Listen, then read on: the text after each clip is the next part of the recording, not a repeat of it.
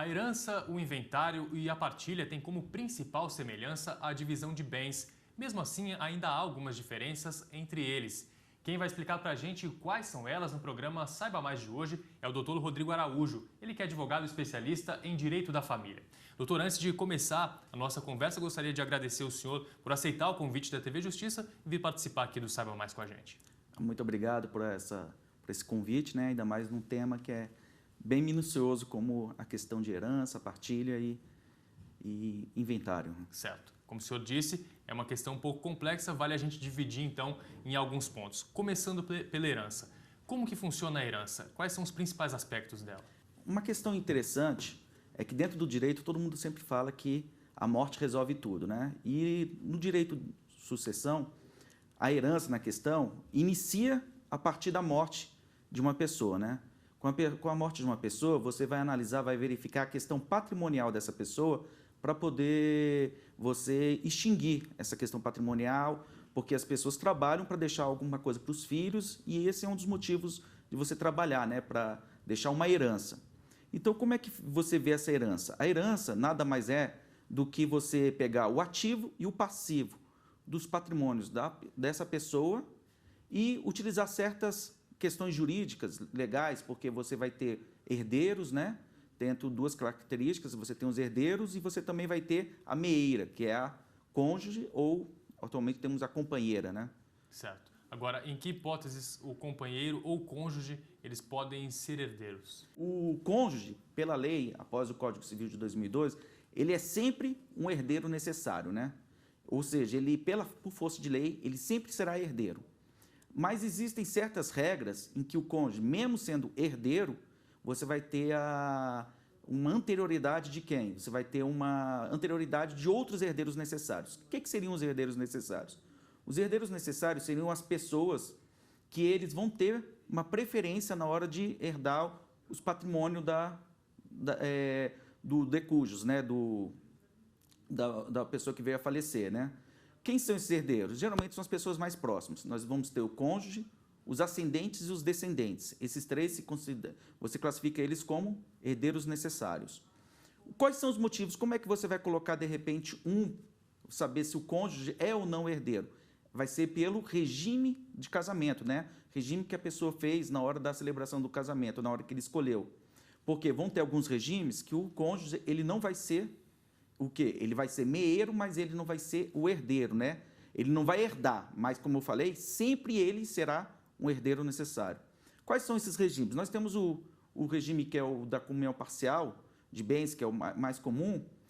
Você tem duas características, né? Ele, nesse momento, o cônjuge, ele pode ser herdeiro, como ele também pode não herdar nessa mesma o quê? Regime de casamento. Como é que seria isso? Caso o falecido tenha, de repente, um bem particular, o que seria um bem particular? Aquele bem que não se comunica, que ele adquiriu antes do casamento, o que vai acontecer? O cônjuge, ele não vai conseguir o quê? Ele não vai ser, de repente, meeiro em cima desse bem. Não vai ter direito. Não vai ter direito, mas ele vai ser herdeiro desse bem. Então, e se não tiver nenhum bem particular, ou seja, todos os bens deles do casamento foram adquiridos na constância do casamento, o cônjuge ele vai ser o quê? Ele não vai ser herdeiro dos bens porque ele já é meeiro. Então, seria essa a regra que até o STJ já considerou, né? Que seria o quê? Quando, de repente, o cônjuge ele é meeiro, ele não vai ser herdeiro, porque ele já vai estar o quê? Recebendo uma parte da quê? A sua parte da herança. Quando o cônjuge ele não entra como herdeiro, como meeiro, ele vai herdar, vai disputar a herança junto com quem? Junto com os herdeiros. Podemos concluir que é só um ou outro que o STJ definiu que pode acontecer somente uma situação com cada pessoa? Existem situações que ele vai ser meeiro, herdeiro? Claro, né? Vamos dar exemplo que de repente a pessoa venha a falecer e só existe o cônjuge como herdeiro necessário. Ou seja, ele vai ser meeiro e herdeiro, ele vai herdar tudo. No popular fica tudo para o cônjuge. Fica tudo para o cônjuge. E a questão do companheiro, né? Porque hoje em dia é muito falado da questão do companheiro dentro da união estável. Como seria? O companheiro ele tem uma regra também certa específica, né? O companheiro, o que acontece? Vamos colocar também nessas questões de bens, né? Quando você tem um bem adquirido onerosamente na constância da união estável, o companheiro ele vai ser o quê? O companheiro ele vai poder ser meeiro desse bem, né? Ele vai dividir. E quando você tem então, ele vai ser meeiro desse bem. E também ele vai ser herdeiro desse bem. Certo. Então, você vê que o companheiro ele tem uma diferença, né? Para o cônjuge, nessa questão, quando o bem ele se comunica, quando ele foi adquirido, né? Ele vai ser herdeiro e meeiro. Quando, de repente, o bem ele não pertence, de repente, foi adquirido antes da união estável, aí gerou uma certa polêmica, né? Porque a lei falava que esse bem vai pertencer a quem? Esse bem, o companheiro não vai poder receber. E esse bem ficaria para quem? Se não houvesse nem descendentes nem ascendentes, esse bem iria para o Estado, né? Certo. Aí veio a polêmica. Nossa, mas como é que o Estado faz uma lei para ele adquirir se ele luta pelo princípio da família, construção de uma família? Então, acabaram utilizando o quê? Caso não haja herdeiros, nem ascendentes, nem descendentes, o companheiro também, nesse tipo de bem, ele vai também receber, mesmo que esse bem tenha sido adquirido antes da constância, né? Da união estável. Essa é a ideia. Só as pequenas diferenças dentro do companheiro para o cônjuge. Certo. Fica um pouco difícil da gente falar na questão de uma linha de sucessão, uma linha de herdeiros, quando há, por exemplo, um casamento, porque é uma situação em que envolve cônjuge, mas daria para a gente definir uma questão, primeiro os filhos, depois cônjuge. Há isso em alguma lei ou a Constituição define alguma coisa semelhante? Nós temos como definir, né? Ou seja, quando você abre a herança, você tem a sucessão. Dentro da sucessão, nós vamos ter o quê? Como eu disse, os herdeiros necessários, herdeiros legais, aqueles que são o quê? Que a lei considera como herdeiros. Eles têm uma certa proteção na lei. Esses herdeiros são quem? O cônjuge, né? Os ascendentes e os descendentes e os ascendentes. Eles todos, tirando o ascendente e o descendente, o companheiro, o cônjuge, ele sempre vai ser o quê? Praticamente ele vai sempre estar quase disputando com os descendentes, né? Certo. Como eu falei anteriormente, quando ele não é meeiro, ele disputa como herdeiro, né? Sim. E isso vai depender também, como eu falei, do contrato de casamento, na hora que você fez, a escolha, né? Porque nós temos uns que são separação obrigatória. Esse não. Esse, se a lei falou que não pode comunicar nem depois após o casamento, também nessa questão o cônjuge não receberia, mas com aquela exceção, né? Se não existe nem ascendente nem descendente, ele no final recebe. E nós vamos ter os herdeiros facultativos. Então, como é que se faz essa divisão? Primeiro vem os herdeiros necessários. Você vai analisar primeiro o cônjuge e o descendente. Caso a pessoa não tenha descendente, vai vir o quê? Cônjuge e ascendente. Como eu disse, o cônjuge sempre vai estar. Não tem cônjuge, vem primeiro os descendentes. Não tem nenhum cônjuge nem o descendente, vem os ascendentes. E não tem cônjuge nem descendente nem ascendente. Aí nós vamos entrar nos herdeiros facultativos, que são os parentes até o 4º grau. Pode ser um tio, um sobrinho, seriam esses, né? Primeiro, mas sempre esgota primeiro os descendentes todos e todos os ascendentes, para depois ir para quem? Para os facultativos.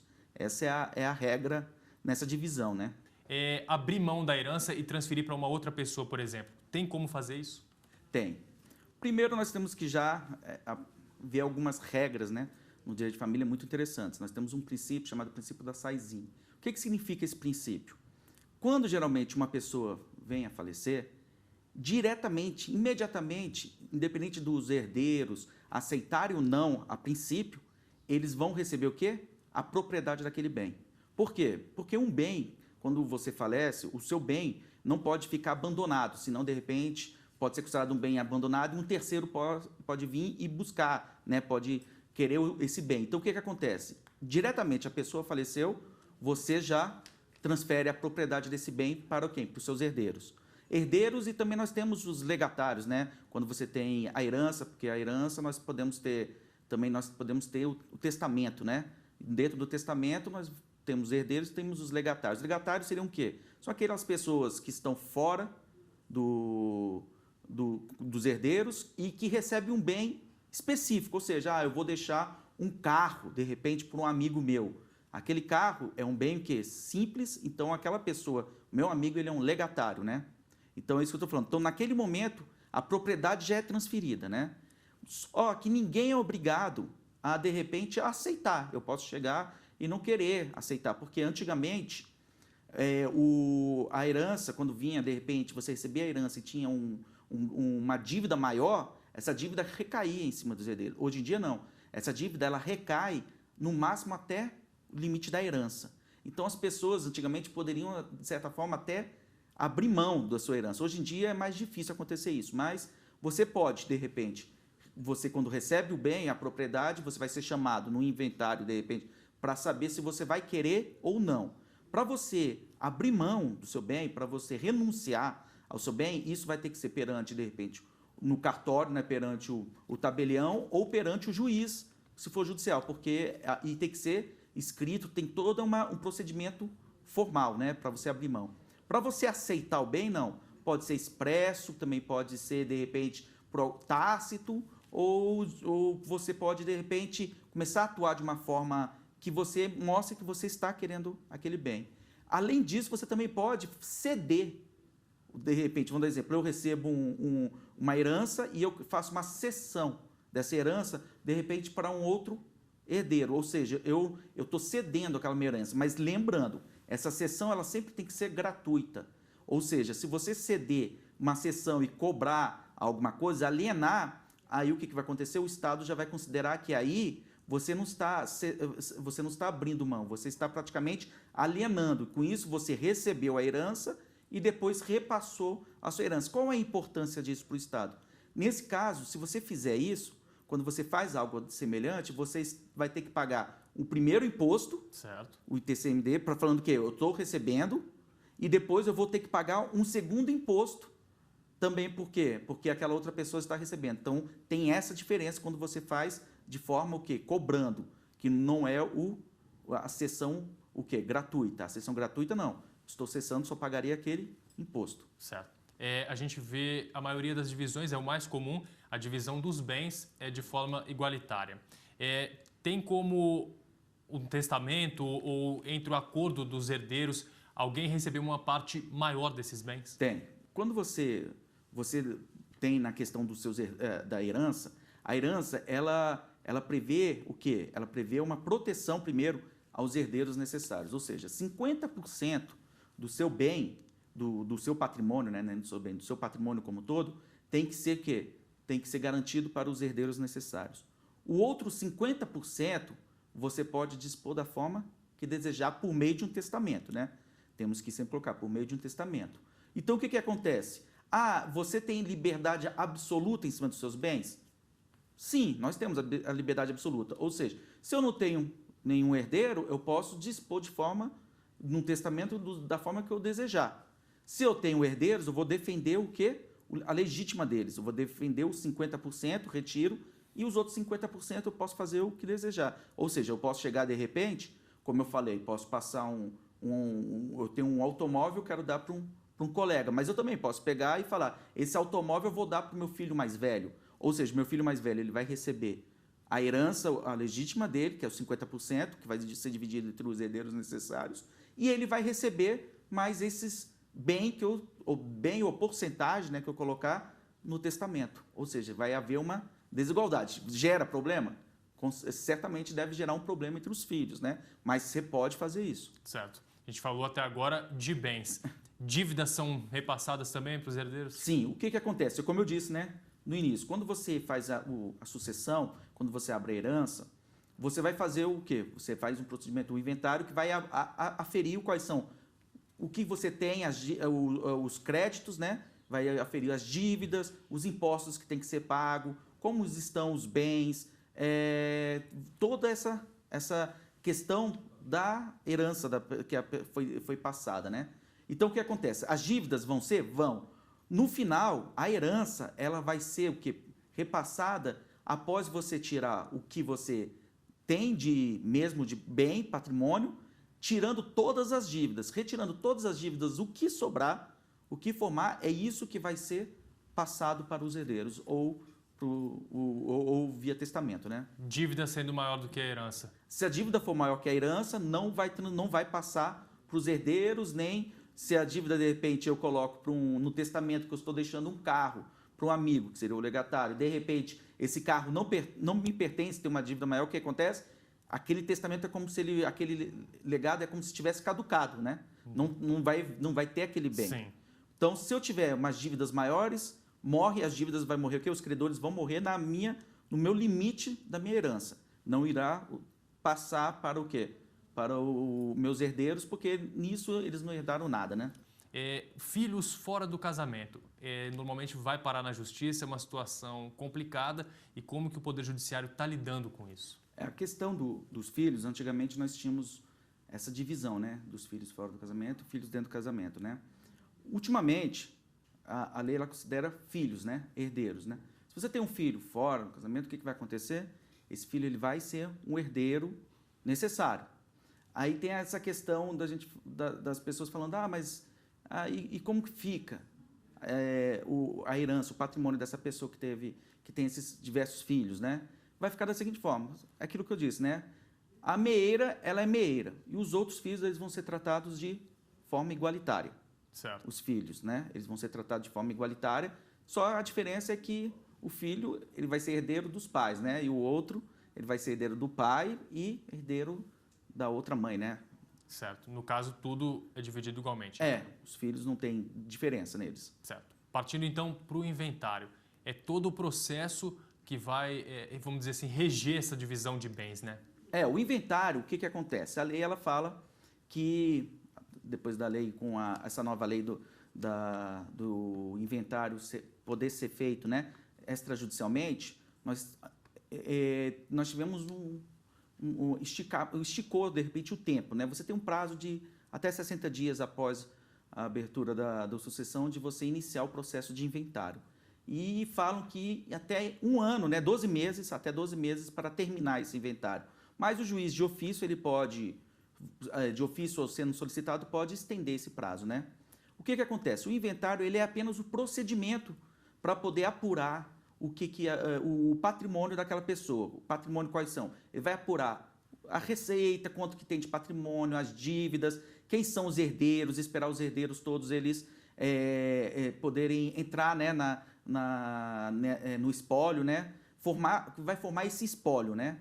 Quem cuida disso é o inventariante, né? Para não confundir com o testador, né? Quem cuida é o inventariante. O inventariante ele tem essa questão de administrar, ele vai representar o inventário, né? O inventário, então qual é o objetivo do inventário? O objetivo do inventário é você poder chegar ao fim e poder dividir a herança da pessoa, que você vai fazer, de repente, uma partilha da herança da pessoa. Se, de repente, o inventário, a pessoa não tem nada a partilhar, podemos falar, o chamado inventário negativo. O que é o inventário negativo? Qual é a função? Por que eu vou fazer um inventário de uma pessoa que não tem nada a partilhar? O objetivo disso é simples. A viúva ou o viúvo, né? Ele, de repente, querendo casar novamente, o que vai acontecer? Se ele não fez, de repente, o inventário do antigo cônjuge, da pessoa que faleceu, ele necessariamente vai ter que casar com a divisão de bens, com regime de separação obrigatória de bens. Então, por quê? Porque ele não fez o inventário daquela pessoa, do seu antigo cônjuge. Então, o que faz? Qual é o objetivo? É esse. O objetivo é você terminar o inventário, mostrar que aquela pessoa não tem nada a partilhar. Além disso, imagine se você tem dívidas, se além dele, ele não tem nenhum bem, mas ele tem dívidas. Você faz o inventário negativo e as dívidas morrem, acabam na herança daquela que ia ser transmitida. Como não tem nada, morreu essa herança. Então, você faz o inventário negativo com esse intuito, né? De você poder se separar, não ter problemas futuramente de juntar, de repente, a dívida da pessoa que faleceu com a do outro cônjuge, entendeu? A partilha funciona como, para a gente encerrar? A partilha, ela é só apenas você chegar, você vai pegar... uma questão muito importante. A meação faz parte da partilha? Faz, tá? A meação, ela faz parte da partilha. Vai ter que estar no final explicado. Como eu disse, você vai pegar o patrimônio daquela pessoa que faleceu e vai falar o quê? Qual é a meação, quem são os herdeiros, você vai fazer toda a divisão, vai fazer todo o cálculo, quais são os créditos, o que ele está devendo, vai pagar os impostos, Quem paga o imposto geralmente pode depois, geralmente é o inventariante, ele pode solicitar de repente o reembolso, né, em cima do espólio. E no final de tudo, como você tem vários herdeiros, você faz essa partilha, vai pegar, ó, esse pedaço aqui é do meu cônjuge ou da cônjuge, né? É a meação. Essa meação, qual é a importância disso? A meação, ela não entra para o cálculo do imposto de transmissão. A meação, ela não entra para esse cálculo. A quantidade, o resto, depois você soma tudo e faz o pagamento do imposto para poder ter a transferência. A partir da partilha, o que acontece? Quando a pessoa tem a partilha, vai servir o quê? Como eu disse, com a partilha, de repente, eu vou no Detran e transfiro já o automóvel para o meu nome, eu vou no cartório, transfiro, de repente, e faço uma verbação para poder demonstrar que agora de repente, aquele imóvel me pertence. Mas lembrando que eu já disse, né? A propriedade todo mundo já adquiriu no momento que a pessoa faleceu. Agora é só apenas o quê? Formalizar. A questão formalizar. É questão burocrática para poder deixar tudo certinho nessa questão. Então, a partilha tem esse intuito. Lembrando que, se você for um herdeiro, se você não tiver nada a partilhar, você for o único herdeiro, é mais fácil, você pode fazer, de repente, um arrolamento. E quando também a herança é muito pequena, pode pedir até diretamente uma justificação judicial para poder tirar aquela herança, porque ela é muito pequena. Pode fazer, então, qual é o motivo? Então, o arrolamento, esses procedimentos, eles são mais simplificados ainda. Tá certo. Muito obrigado por participar do programa, por aceitar o convite da TV Justiça. Muito obrigado. Saiba Mais de hoje fica por aqui. Até a próxima.